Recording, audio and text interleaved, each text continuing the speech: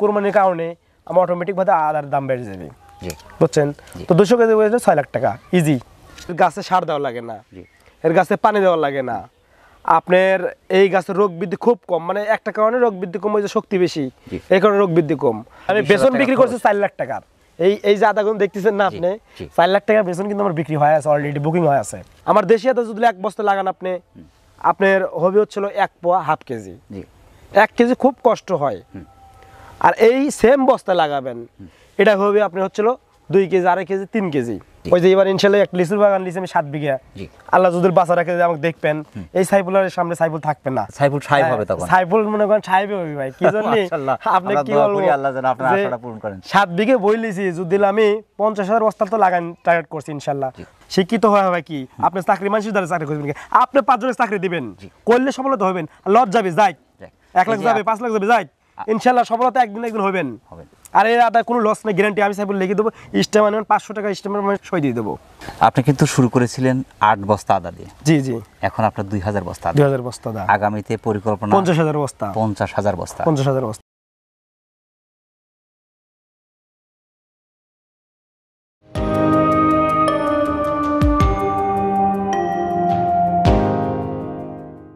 আসসালামু আলাইকুম সুপ্রিয় দর্শক, রাখালবন্ধু চ্যানেলের নিয়মিত নতুন আরেকটি পর্বে আপনাকে স্বাগত জানাচ্ছি।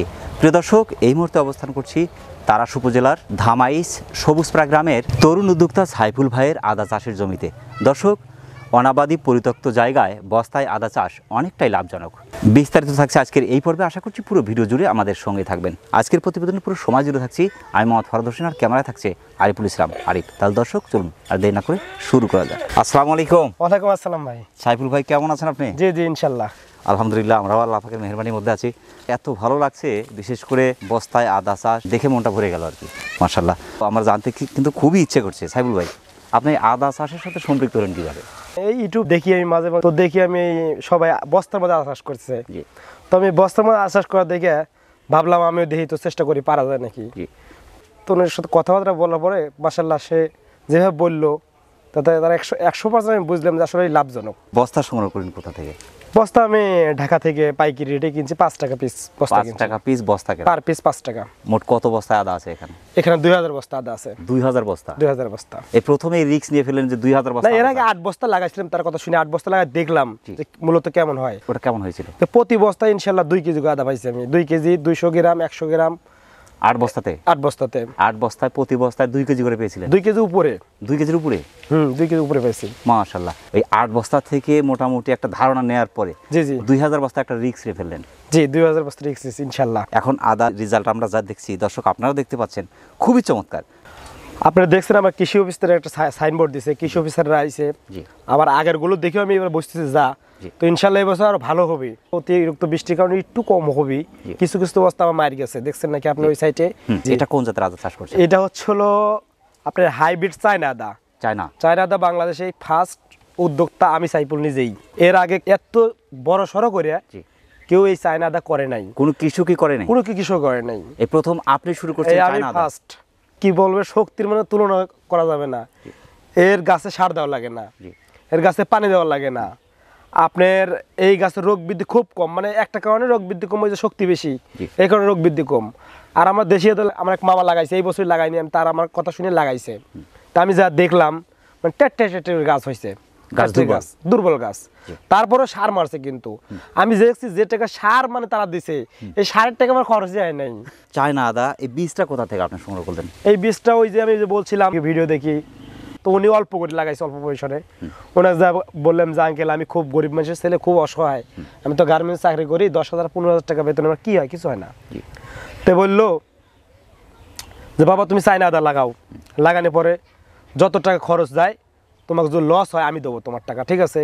তুমি একটা স্ট্যাম্প আনো, স্ট্যাম্প করে দেবো দরকার হয়, তুমি যদি ভয় পাও। আর একটা কথা কি, আসলে মানুষ মানুষের জন্যই। অবশ্যই। উনি আমাকে 500 টাকা হোটেলে যে খাওয়াইছিল, আচ্ছা, টাকা আমি বিল দিতে গেছি, আমাকে জোর করে বিল পকেটে রেখা দিচ্ছে, না তোমাকে বিল দিতে দেবো না।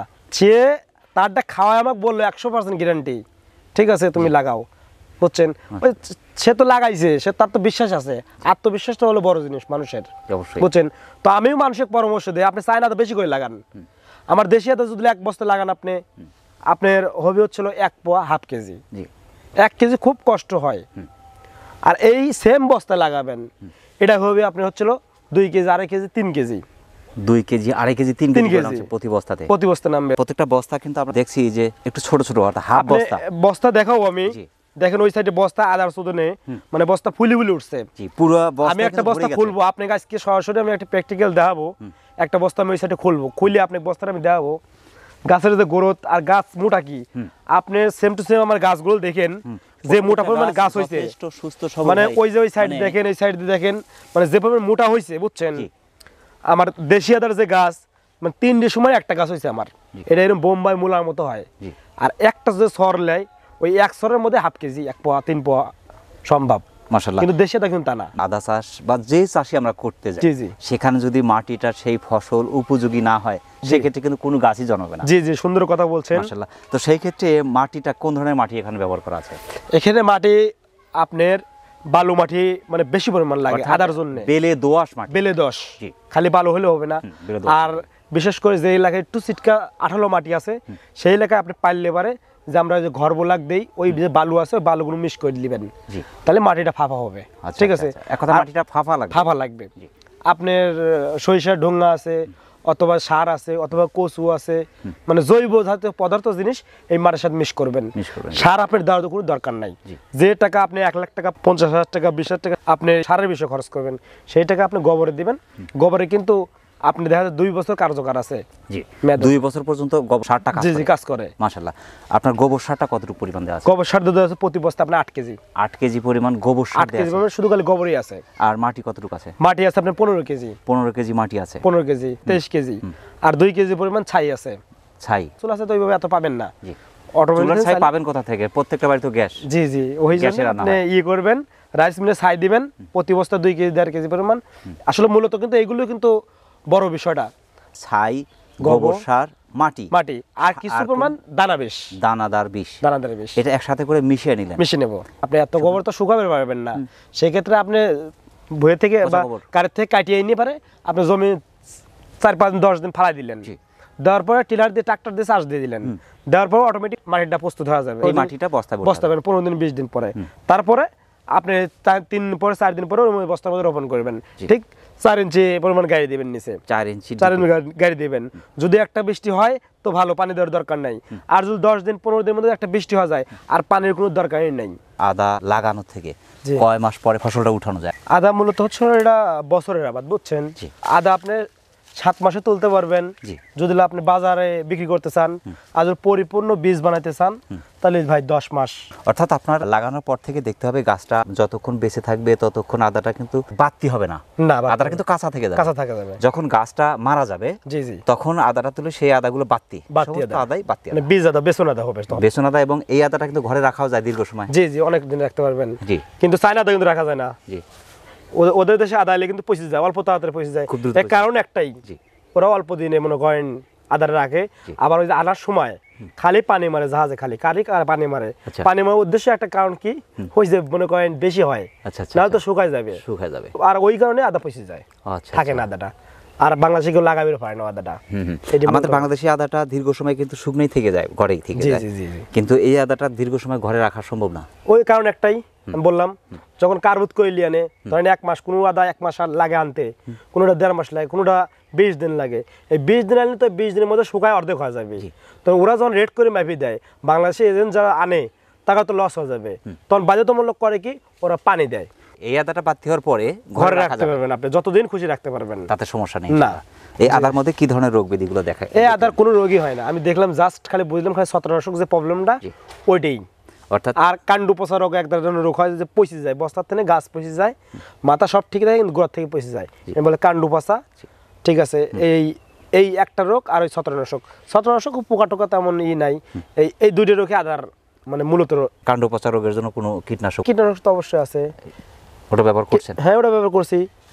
পচন ঠেকানি যে ওষুধ লাগে ওইটা মেরে দিছি, তখন আর কোনো প্রবলেম হয় নাই। চায়না আদার রোগ খুবই কম। আমি কি কব ভাই, চায়না আদার রোগ বৃদ্ধি পাই না। আপনাকে যে আমি কব যে ভাই এই রোগ ওই রোগ, কিন্তু দেশি আদা মনে করেন শক্তি কম দেখি কিন্তু দুর্বল হয় তাড়াতাড়ি। কিন্তু চায়না আদায় বিশেষ করে সব কোনো প্রবলেম হয় না। সুস্থ সবল গাছ একবারে।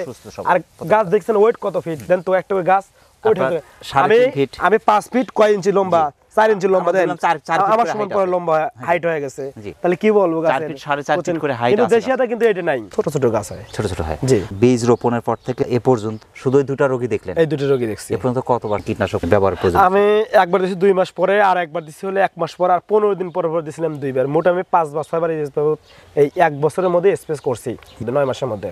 ভুট্টা পুরোর পরে পাট লাগাই, এই পাটের সময় বিশেষ করে ছত্রাক অতিরিক্ত বেশি লাগে, আর তখনই কিন্তু আমরা চারাটা রোপণ করি। ওই চারার ভিতরে যায়, মাঝখানে যায় একবার ওই মাইস পাতাটা খায় ফেলা দেয়। আচ্ছা। খাওয়ার পরে চারাটা মারি যায়, নষ্ট হয়ে যায়। এই পর্যন্ত আপনি কি ধরনের সারগুলো সার ভাই কিচ্ছু দেয়নি, এক মুঠ সারও দেয়নি। একদিন আমি ইচ্ছা করে 10 কেজি পটাশ নিলাম, একদিন করে শখ করে ওই 1 লাইনে দিছি, ওই 1 লাইনে শেষ। পরে আর এগুলো দিয়েও পাই নাই, কি আর দেইও নি। জি। আর কোন সারই দেওয়া? কোনো সারই দেয়নি এর মধ্যে, সার ব্যবহার করার দরকার হয়নি। সার দরকার হয় নাই। আমার ওস্তাদ বলছে তুমি যে টাকা সার দেবে সে টাকা গোবর দাও, বেশি করে গোবর দাও। গোবরের কার্যকর 2 বছর, যেহেতু এটা দীর্ঘমেয়াদী ফসল। আমার তো ওই 3 মাসের আবাদ না, রসুন লাগাইছি, ইচ্ছা মতো সার দিলাম, 3 মাসের মধ্যে ফসল আমি ঘরে চলে এলাম। এরকম দীর্ঘমেয়াদী সারে দেওয়া লাগবে। আমার অনেক দর্শক এখন ভাবছে, যেটা আমি সেটাই বলি, যে এই মাটিটা কিন্তু একবার কিন্তু আপনি ব্যবহার করলেন, জি, পুনরায় এই মাটিটা ব্যবহার করতে পারবেন কি? মাটির কোনো ভাই নষ্ট নাই। ঠিক আছে, মাটি এমন একটা বস্তু হচ্ছে, মাটির কোনো নষ্ট নাই। এই মাটি পরের বছর আপনি খুব অল্প মান পরের বছর গোবর লাগবে। এই মাটির যখন গোবর মিক্স করবেন, খুব অল্প পরিমাণ গোবর মিক্স করে দিলেই মাটি আবার মনে করেন 100 কার্যকর হয়ে যাবে। পুনরায় আবার এই মাটিটা ব্যবহার করা যাচ্ছে। এই মাটি ব্যবহার করতে পারবেন। শুধু কি করতে হবে আপনার? ঢেলে আমি তো এই জায়গা আবার মাটিটা লাগাবো। দিতে হবে। জি, আবার আমি এই জায়গায় লাগাবো। আবার বীজ রোপণ থেকে আপনার এ পর্যন্ত কয়বার পানি সেচের প্রয়োজন হয়েছে? পানি আমি মোট 3বার 4বার পানি দিছি, কিন্তু এই 3-4 পানি দেওয়ার আমি বুঝি ক্ষতি হয়েছে মনে হয় আমার। জি। পানি দেওয়ার প্রয়োজন নেই? প্রয়োজন নেই তো। আদা ভিতরে এমনি রস, খালি পানি ছাড়া তো আদার ভিতরে মূলত কিছু নাই কেই। আবার যদি আমি পানি দেই আরো কিন্তু পচন মনে বেশি ধরবে। ওই যে আল্লাহর বৃষ্টি যখন মাঝে মধ্যে দিবে, ওইটিতে হয়ে যাবে কাম। কিছু বস্তা ফাঁকা আছে, এখানে কোন বীজ দিয়েছিলেন এই বস্তাগুলো? ভাই এখানে বীজ দিছিলাম, বুঝছেন। জি। মানে বিষয়টা হচ্ছিল এই যে এই জায়গাটুক লেওয়াল দেখছেন আপনি, এই জায়গাটা একটু ডাউন, মানে এই জায়গাটুক ডাউন। এর কারণ একটাই, মানে আমি এই জায়গা থেকে মাটি নিয়ে এই জায়গায় ভরছি। আমি তো লেভেল করতে পারিনি মাটিটা মূলত, বুঝছেন। একটু ডাউন ছিল, আর আমার পাশেই হচ্ছিল জমি, দেখতে পাচ্ছেন, মানে নিচু জমি। এখানে দাঁড়ালে কিন্তু ওই জমি সমান হচ্ছে, কিন্তু ওই জমি সেম হচ্ছে, বুঝছেন। এই যে ড্রেন কাটি দিয়েছিলাম, ওই জমি থেকে পানি এসে ভিতরে এসে আমার একটু ডুবে আসলো। অর্থাৎ এই বস্তাগুলো ডুবে ছিল? জি, এই বস্তাগুলো ডুবে ছিল, বুঝছেন। আচ্ছা। এই ডুবে থাকার কারণে গাছগুলো মারা গেছে, অনেক টাকা লস গেছে আমার ভাই। এখানে প্রায় আপনার 100 বস্তার কাছাকাছি, প্লাস মাইনাস এর কাছাকাছি বস্তা নষ্ট হয়ে গেছে। আদার জমিতে পানি আসে বা বস্তা ডুবে যায়, সেক্ষেত্রে আদা পানিতে নষ্ট হয়ে যায় একবার 100%। যে জায়গায় পানি উঠবে মরবেই। জি, গ্যারান্টিটা। যারা বিশেষ করে আদা চাষ করতে যাচ্ছেন, জায়গা নির্বাচন আমি মনে করি অনেকটা গুরুত্বপূর্ণ। 100% জায়গা নির্বাচন করা। উঁচু জায়গা না হয়, যদি এরকম পানি জমে থাকে, এরকম জায়গায় যদি কেউ এরকম বস্তা নিয়ে আবাদ করার চিন্তা করে, তাহলে কিন্তু এই ধরনের ক্ষতি হওয়ার ক্ষতি হবে 100%। জি, 100%। 2000 বস্তা আদা চাষ করছেন, প্রতি বস্তাতে আপনার কি পরিমাণ খরচ হলো? 1,20,000 টাকা খরচ হয়েছে প্রতি বস্তা। আমি হিসাব করে দেখছি 60 টাকা পার পিস বস্তায় খরচ হয়েছে। পার পিস বস্তা 60 টাকা এ পর্যন্ত? জি। এখন কত কেজি করে আশা করছেন? 2 কেজি 1.5 কেজি এরকম। 1.5 কেজি 2 কেজি, সর্বনিম্ন 1.5 কেজি। সর্বনিম্ন 1.5 কেজি, একবার নিম্ন 1.5 কেজি। 2 কেজি পর্যন্ত হবে? 2 কেজি আশাবাদ। 1,20,000 টাকা খরচ হলো। কত টাকার মতো? এর মধ্যে থেকে আবার কিন্তু আমি 40,000 টাকা অলরেডি তুলে নিয়েছি। বলুন কি হবে ভাই? এই যে আমি যে আদাটা লাগাইছি, ওই আদাটা এই লাগানোর আপনি 1 মাস পরে ওই আদাটা গোড়ার থেকে ভাঙিয়ে তুলে নেওয়া যায়। আবার অর্থাৎ বীজ আদা যেটা আমি লাগাইছি, সেম ওইটি তুলে আমি বাজারে বিক্রি করে দিয়েছি 220 টাকা 30 টাকা কেজি বেচছে পার কেজি। এই জন্য আমি বললাম ভাই লস নাই, মানে যেটা আপনি কিনবেন আমার থেকে, ধরেন আপনি থেকে 5 কেজি আদা কিনছি, ওই 5 কেজি আবার 1 মাস পরে কিন্তু তুলে আমি বিক্রি করে দিতে পারছি বাজারে। আপনার গাছটা থেকে গাছ থেকে যাবে, বীজটা আবার আপনি বীজটা আমি বিক্রি করে দিতে হবে এবারে। তো এটাই তো ভালো। ভালো তো, আপনি বীজ বিক্রি করে দিলে আপনার টাকা উঠে আসবে অর্ধেক। বীজে লস নাই? বীজে কোনো লস নাই। লাগানোর মনে করেন আপনি ঠিক 1-1.5 মাস পরেই, জি, আবার মনে করেন বাদ বাকি গুলো আল্লাহ 10 মাস 5 মাস 7 মাস যাই পরে আপনি পাইতেছেন। তো এটা এখন সব মিলাই 2000 বস্তায় কত মন আদা আশা করছেন? আপনি যদি 1.5 কেজি করে ধরি, তাও 3000 কেজি আদা। আমরা কিন্তু কুরবানির সময় আদা উঠবে। কুরবানির সময়? আজ থেকে আরো 2 মাস 3 মাস পরে কুরবানি আদা উঠবে। কুরবানির মধ্যে বাংলাদেশে অন্য কোনো সময় আদার দাম থাক চাই না থাক সেটা পরের কথা, কুরবানির মধ্যে বাড়বে মাস্ট। আর আমার বাংলাদেশের সিজনে কিন্তু কুরবানির মধ্যে, অন্য দেশে আবহাওয়া আর আমাদের দেশে আবহাওয়া কিন্তু এক না। এটা কিন্তু আবহাওয়া জাতীয় ফসল। 7 মাসে কুরবানির কারণে আমার অটোমেটিক ভাবে আদার দাম বেড়ে যাবে, বুঝছেন। তো 200 কেজি হয়েছে 6 লাখ টাকা ইজি। 3000 কেজি দাম 6 লাখ টাকা। 6 লাখ টাকা? 6 লাখ টাকা। আর আমি বেসন বিক্রি করছি 4 লাখ টাকার। এই যে আদাগুলো দেখতেছেন না আপনি, 4 লাখ টাকার বেসন কিন্তু আমার বিক্রি হয়ে আছে, অলরেডি বুকিং হয়ে আছে। বুকিং অলরেডি হয়ে হয়ে গেছে গেছে অলরেডি 4,30,000 টাকা বিক্রি করছি আমি। মাশাআল্লাহ। যেহেতু এখনো আদা উঠতে 4 মাস সময় লাগবে, কারণ আদাটা বাড়তি হবে, বাড়তি হওয়ার পরে কিন্তু আদাগুলো বড় হবে মূলত। জি, জি। আপনাদের শুধু দেখানোর স্বার্থে আমরা একটা বস্তা ভাঙবো, আসলে কি পরিমাণ আদা আছে ধারণাটা নেওয়ার জন্য আর কি।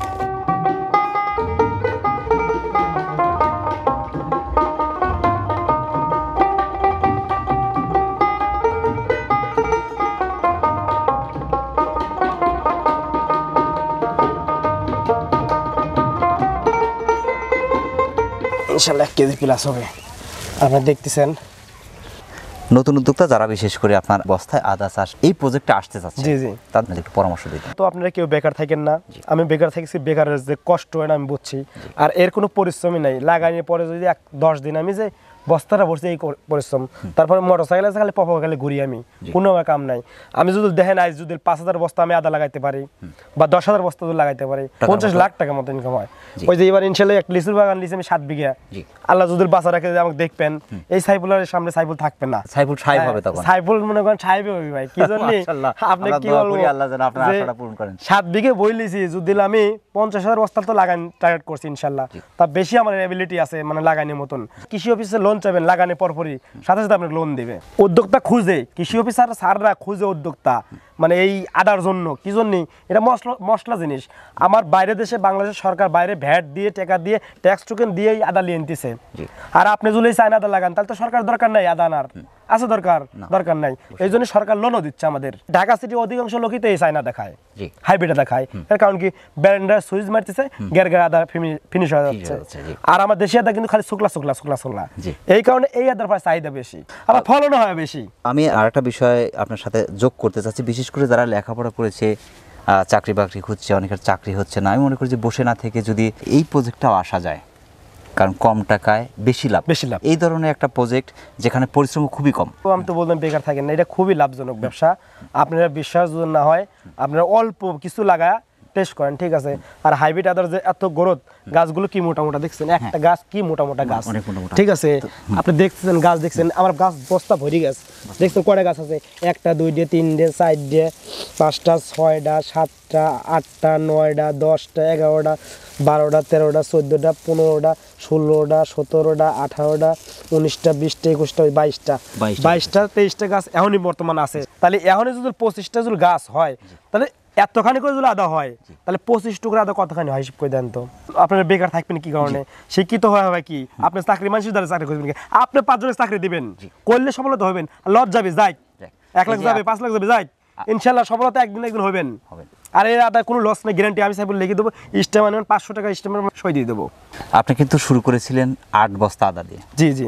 এখন আপনার 2000 বস্তা, 2000 বস্তা আদা। আগামীতে পরিকল্পনা 50,000 বস্তা, 50,000 বস্তা, 50,000 বস্তা। লিচু বাগান লিচি একটা, যে আবাদটাই করছেন সে আবাদি জমিতে আসবেন, এসে দেখবেন যে গাছগুলো এখন কি চাচ্ছে আপনার কাছে, কোনো রোগ ব্যাধি আছে কিনা, বা কোনো সমস্যা আছে কিনা, বা পানির ঘাটতি আছে কিনা, সারের প্রয়োজন আছে কিনা, আপনি এসে দেখে শুনে সেই মোতাবেক তাৎক্ষণিক আপনাকে ট্রিটমেন্ট দিতে হবে।